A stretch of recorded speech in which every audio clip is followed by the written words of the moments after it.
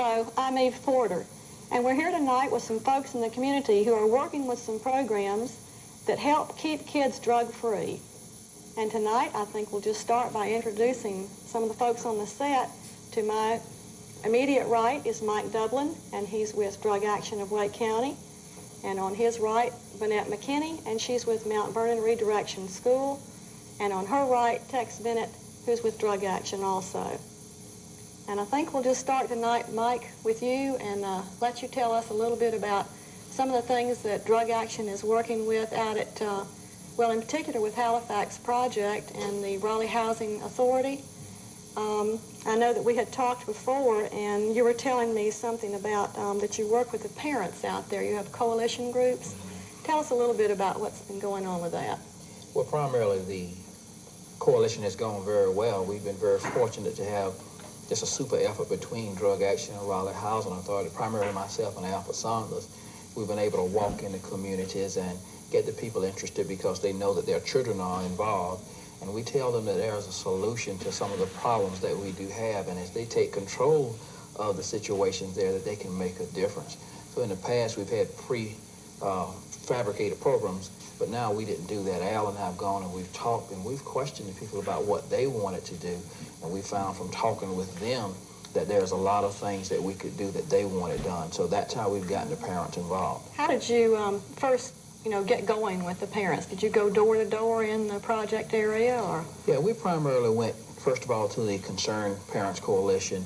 There's an organization of parents that are already meeting. And as we talked with them and began to get a feel for what they wanted, and again, that's the process of starting and knocking on doors. And there are people in the community that you're familiar with. And as you become familiar with people, they have trust in you. So the primary interest is going and sitting down and say, what would you like to see done, and how can we assist you in getting that done? I imagine once people know you're in the community, they talk to each other, and word of mouth spreads that way too. Well, anything that's successful in any community, it makes that word of mouth, because people who trust will share that with other people, and so really that makes our job a lot easier. That's great.